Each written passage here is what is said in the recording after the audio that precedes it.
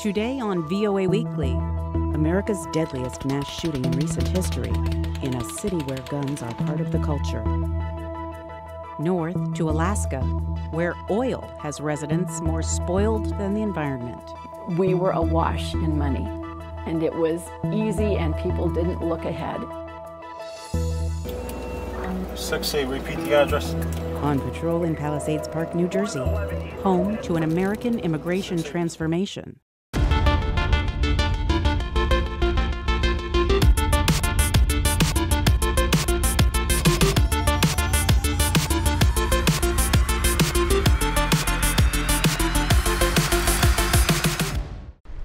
Las Vegas, in the days after the worst mass shooting in recent U.S. history. The gun stores and shooting ranges are busy. For $90 an hour here, you can fire a pistol and pull the trigger of an M16 fully automatic rifle. That was a little bit scarier, just how quickly it went. It was 25 shots, it was gone in a couple of seconds, and that was it. That was about the speed of the bullets raining down on a crowd of concert goers just days before. Bob Irwin owns an AR-15, one of the weapons police say the gunman used against the crowd. But Irwin's is semi-automatic, legal to buy in the United States. Police say the killer modified his to fully automatic. That's how they normally work.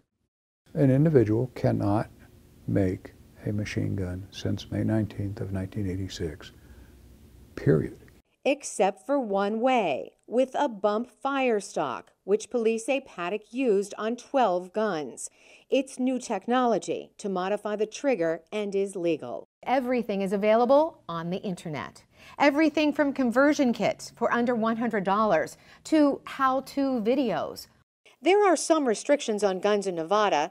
The state requires a background check to buy them, and you have to have a permit to carry a concealed weapon. 2 Nevada gun store owners say the killer met them, telling police the gunman bought several guns at their stores and, quote, all state and federal requirements were met. And among the people in Las Vegas on the night of the massacre was Ebbs. Yet that didn't stop him from coming to a range to shoot a machine gun. After being involved in that, after shooting a gun, I'm even more so against it, being honest. I think in a controlled environment, that's absolutely fine. I'm Carolyn Pursuti in Las Vegas, Nevada. I'm standing in front of a memorial to the victims. You just saw Alan Ebbs, a tourist from Ireland. He and his friends came to Las Vegas to take advantage of the lack of gun restrictions here in this country as compared to back home. In fact, people from all over the world come here to do just that. Many of them don't come from countries that have massacres like this one. So it's the frequency of these types of shootings and our gun laws that have people looking to Washington for answers. I'm Catherine Gibson in Washington. When people look towards the Capitol on the issue of gun control, they tend to see some very familiar battle lines being drawn between those who interpret the Constitution's Second Amendment as supporting the rights of gun owners and those who say that there need to be some common sense gun regulations. Now, those differences break down along party lines, but there's frustration on both sides. Thoughts and prayers need to be matched by action. The reason why we exist is to act, is to change the laws of the nation to address challenges. For Senator Chris Murphy, it's personal. 5 years ago, a gunman murdered 26 people, 20 of them children, in his home state of Connecticut. Because we have done nothing, the mass shootings continue.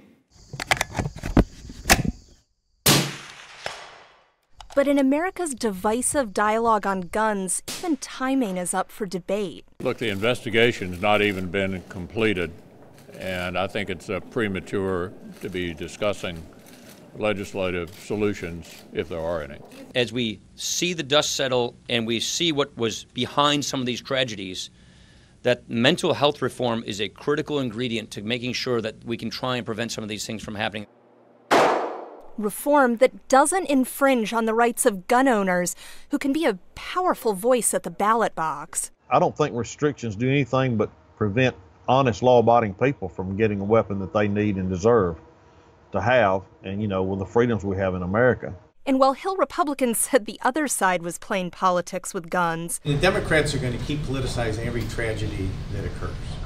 I think that's despicable on their part. Our thoughts and prayers go out to the victims here. This is not the time to automatically reach into the desk drawer and pull out gun control again. Angry Democrats said Republicans were the ones putting politics ahead of people. Follow the money. The NRA and the Gun Owners of America have spent a lot of money to try to change the narrative. And there's been a lack of political courage on the part of a lot of folks in Congress. One top Senate Democrat saying that example can be set by President Trump. Call us together and lead this nation in some rational laws about gun safety that the overwhelming majority of Americans, Democrat, Republican, and Independent, support. Gun violence problem. We're not going to talk about that today. We won't talk about that. President Trump sidestepped questions about gun control Wednesday during a visit to Las Vegas, where he stopped at the hospital that treated many victims. At police headquarters, Trump praised first responders and citizens who stepped up to help. We cannot be defined by the evil that threatens us or the violence that incites such terror. We're defined by our love, our caring, and our courage. In the darkest moments, what shines most brightly is the goodness that thrives in the hearts of our people. That goodness is our lighthouse.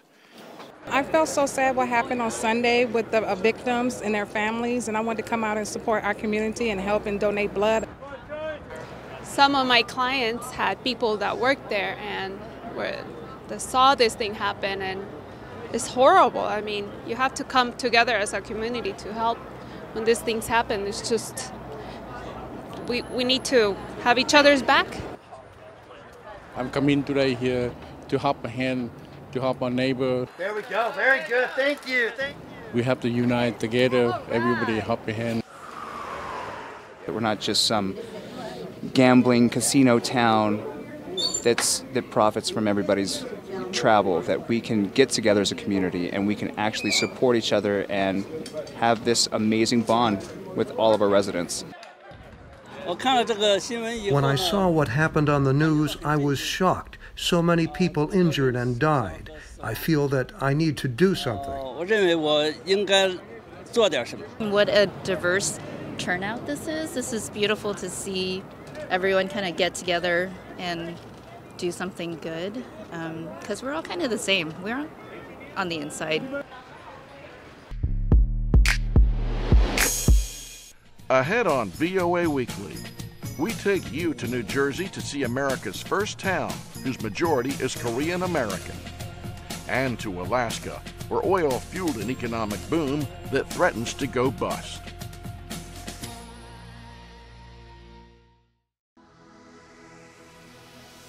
I'm Jim Malone, and I work the political beat. I cover what drives the political issues in the United States, what voters think, what drives the candidates, how public opinion shifts on one issue or another. It keeps you in touch with the American people and where they want the country to go. It's a great way to get a window on what's happening in the United States. I'm Jim Malone, and my beat is U.S. politics. My name is Eva Makan. I started working at VOA in 1998. We're originally from former Yugoslavia, so we moved to America right when the war started. In 91, when I came here, in class I would always spend a lot of time doodling with wall art, graffiti. It opened up the door to exploration for a teenager. But you can definitely come out and do a piece like this, or do a piece like this, and it would be recognized. And you also tell a story through it. I connect art with journalism because it's a story that changes.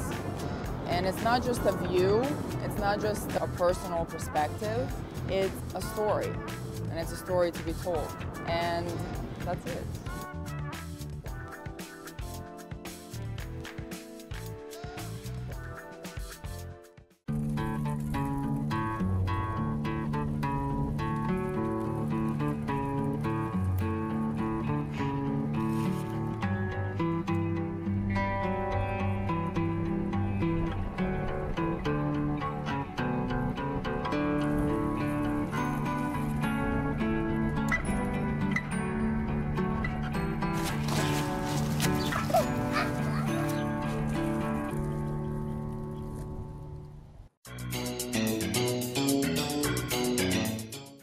President Trump got an on-the-ground look at the situation in Puerto Rico after the U.S. territory was devastated by Hurricane Maria. He praised the efforts by first responders and U.S. troops who helped search for people stranded by floodwaters and debris left by the storm. Trump shook hands with the mayor of San Juan, who he criticized on Twitter last weekend after she took issue with an administration assessment that the U.S. response is a, quote, good news story. More than 2 weeks after the hurricane, power is still out to most of the island. Residents are searching for any source of drinking water and stocking up when they do find it. More than 60% of the gasoline stations have reopened, but there are long lines at the pumps. The Trump administration is expected to ask the U.S. Congress for at least $10 billion in federal disaster relief.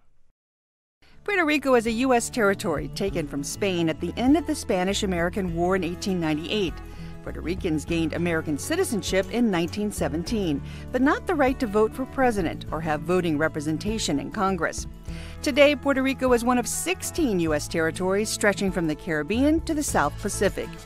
At the turn of the 20th century, there were many more territories, as an expansionist United States claimed territory in North America and beyond.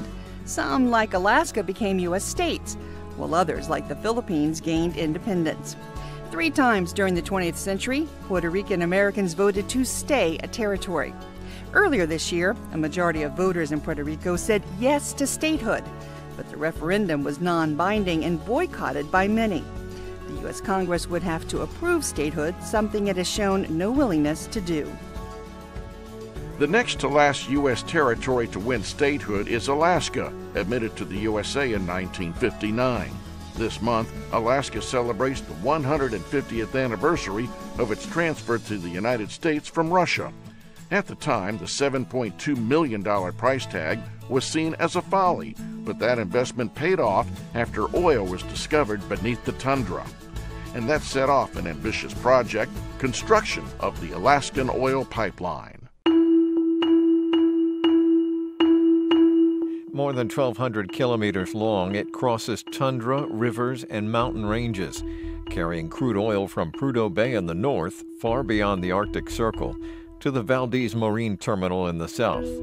The pipeline is one of the most protected oil systems in the world, built to withstand severe earthquakes. Geologist Tom Marshall predicted that Prudhoe Bay would produce the most oil. It reminded him of basins he had seen in Wyoming. Someone asked me, well, did that hurt your feelings? And it didn't at all. Marshall's selection of Prudhoe Bay was called folly. I could understand why they would think this would be folly, you know. Like the governor says, doesn't he know it's frozen? We weren't used to dealing in those terms. Prudhoe Bay proved to be the largest oil field in North America, holding some 25 billion barrels of oil. Owned and leased by the state, the field was part of a boom that resulted in a permanent fund that pays dividends of about $1,000 a year to each Alaskan. Without the tax basis of the North Slope Borough, we would have never had water and sewer if it wasn't for the tax revenue that came out from Prudhoe Bay. That made a tremendous improvement to our communities. It brought in the schools, the fire department, the clinics. Historians estimate that the wealth generated by North Slope oil fields since 1977 is greater than every other resource ever extracted from Alaska. But oil revenues are waning. From a high of 2 million barrels per day in 1988, daily production is now under 500,000 barrels, and the state budget is in deficit. I worked in the oil patch for 10 years, worked in Prudhoe Bay, worked on the pipeline. The Valdez terminal opened up and ships started coming in to get it. That was 40 years ago, I believe, this year. We were awash in money, and it was easy, and people didn't look ahead. And instead, we put all our eggs into that one basket. And now that basket is pretty empty. But Alaska's oil potential is far from exhausted. Politicians have taken steps to open up the vast Arctic National Wildlife Refuge to oil, renewing a long fight over the remote region. It's a fight made more urgent by a state that is billions of dollars in debt. And nobody wants to step up to help pay for it. I mean, where is that independent Alaskan spirit that says, I can do it? We'll make it work. I can answer this question. Instead, we still keep looking to the oil companies to take care of it.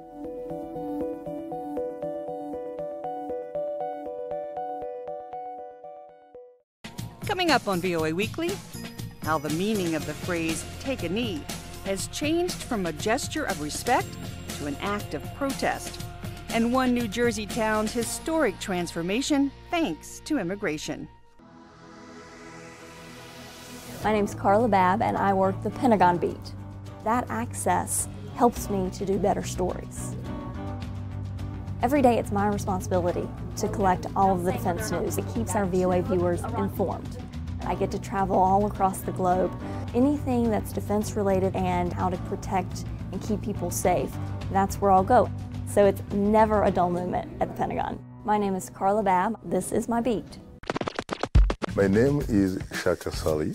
I have been at the Voice of America for the last 23 years. Perhaps journalism actually chose me when I was still a little kid. I would occasionally go to see the movies. We called it cinema. My mind was able to be carried to distant places. I also developed an interest in the daily newspaper. Not only did I know what was happening in my neighborhood, but even beyond, regionally, and the world. I was an undergraduate student and I started writing. I would never miss an edition of Ted Koppel's Nightline. Now, I don't join the Voice of America, of course, until 1992. It brings about a professional way of covering news. There is that small boy somewhere in me. He's just been lucky in the sense that he has had opportunities to live my dream, as it were.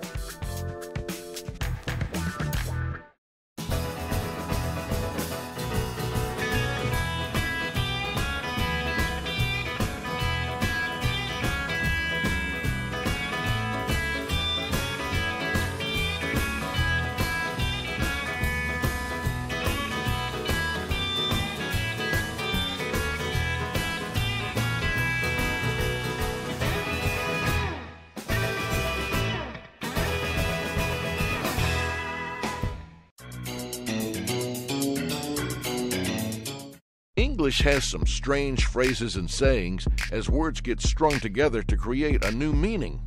We'll try to explain by serving up a word salad. Take a knee.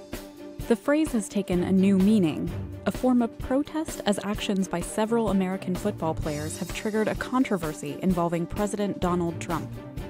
It started in August 2016 when American football player Colin Kaepernick first sat, then kneeled during the pre-game ritual of playing the U.S. national anthem.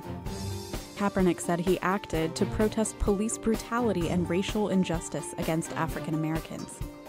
Several other football players around the league have since joined Kaepernick's protest. During a campaign event last month in Alabama, President Trump used a coarse epithet by suggesting team owners take action against football players who knelt during the national anthem. Wouldn't you love to see one of these NFL owners, when somebody disrespects our flag, to say, get that son of a off the field right now, out, he's fired. He's fired! Over the next 48 hours, the president tweeted his opinions while teams and players tweeted statements of respect and support for players. When games kicked off Sunday, some players did take a knee in protest. Many teams locked arms during the national anthem, including team owners. Some teams stayed in the locker room during the anthem. Take a knee became a viral hashtag throughout social media, symbolizing protest and support for free speech rights. Traditionally, take a knee has other sports meanings. Players take a knee when another is injured on the field. Football quarterbacks take a knee to run out the clock when the game's outcome is no longer in doubt. And coaches ask players to take a knee when they want to address the players. More commonly, men get down on one knee when presenting a ring to propose marriage. Taking a knee, or kneeling, is most often seen as a sign of respect, as it places your head below someone, for example, a royal ruler, or, in the case of religion, God. But during the U.S. national anthem, where standing is a mark of respect, Taking a knee now symbolizes protest and is seen by some as disrespectful to the flag and country.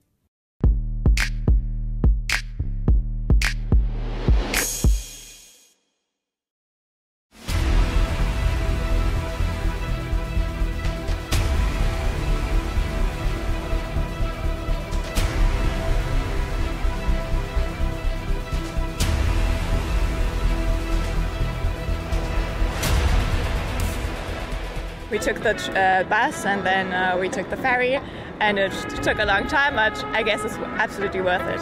I think the Americans don't realise how much we know about the game and how passionate we are about the game. You're getting Wembley and Twickenham sold out 4 times a year, easily sell out 8 times a year.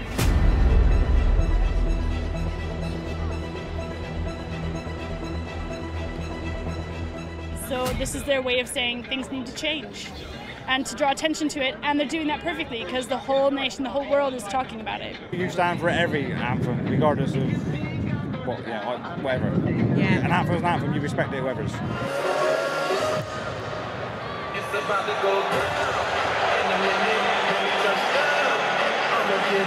American football is a kind of different sport, but it brings people together, so you can't have enough sports doing this.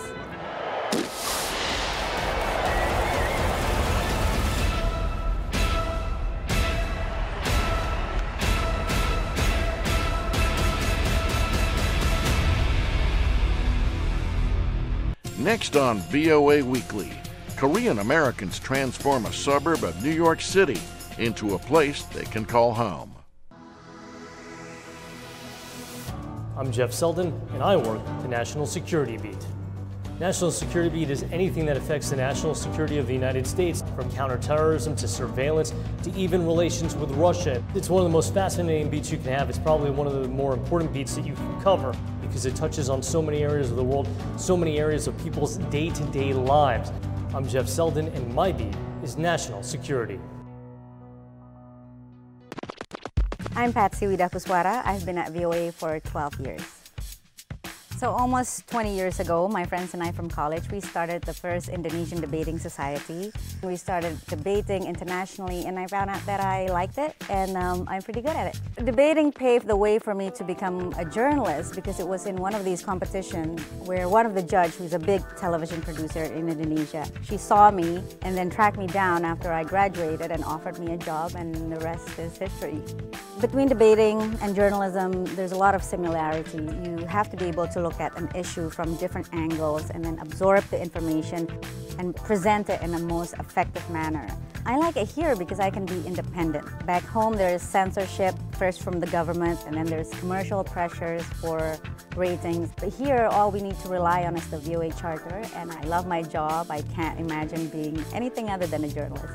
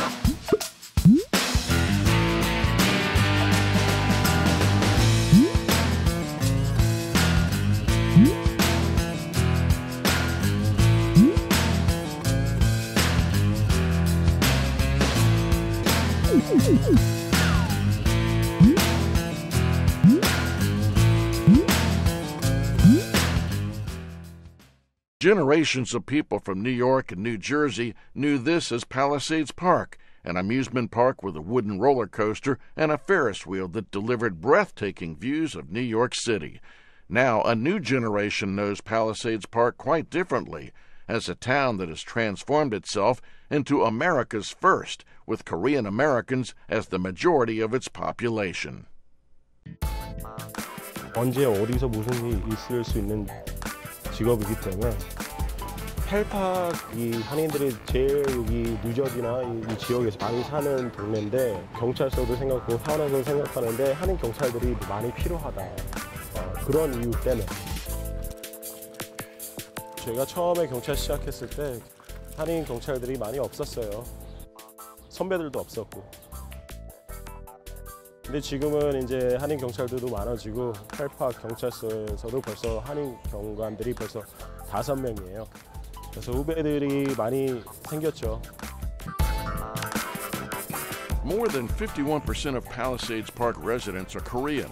1 out of 4 people has difficulty communicating in English. So Korean-speaking officers like Sean Lee provide assistance and comfort to those who lack fluency in English. In 2015, Sean became the first Korean sergeant, and it was great news for the town. 커뮤니티가 되게 특이한 커뮤니티예요.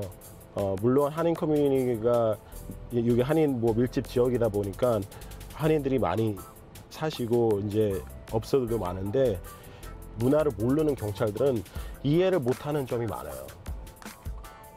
그래서 제가 다른 이제 미국 경찰들한테 이해를 하게끔 한국 문화는 이렇고 오해하지 말라.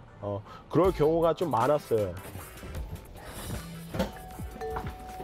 여기는 디스패칭 세너리라고 저희가 매년 평균으로 한 2만 콜 정도 받게 돼요. 제가 생각하는 한 65% 정도 한인들이 피해자나 가해자나 사건마다 관련된 분들이 한 65% 정도 되는 것 같아요. 아, 그래요? 근데 아직 우편으로 아직 안 날라왔다. Sean holds the 3rd highest rank in the department, but he's happy to be an interpreter for those who need help with English. On a hot day, Sean meets his old friend Steve after work. Steve is also a police officer in Fort Lee, New Jersey, where there are now 8 Korean officers working at that location. 한인 경찰서 우리 입장이 많이 곤란했던 그 시절 한인 주민들이랑 또 미국 주민들이랑 그 한인 또 같이 일하는 미국 경찰 동료들이랑 우리 사이에서 되게 답답하고 어떻게 보면은 좀 외로울 정도로 그런 시절들이 있었는데 왜 한인 경찰이 왜 필요한지 또 한인 사회에서 그거를 생각하고 With so many Italian-American police officers dominating this area, it was difficult for Korean officers. The Korean officers often faced discrimination, so it was difficult to get promoted. But they persisted, and after 17 years, there are nearly 50 Korean police officers and state troopers who support each other throughout the state. 항상 제가 펠팍에 들어오면은 집에 온 느낌이에요. 고향이라고 생각하면 될 것 같아요. 제 2의 고향. 6A, repeat the address. 111 East Homestead. 6A, respond.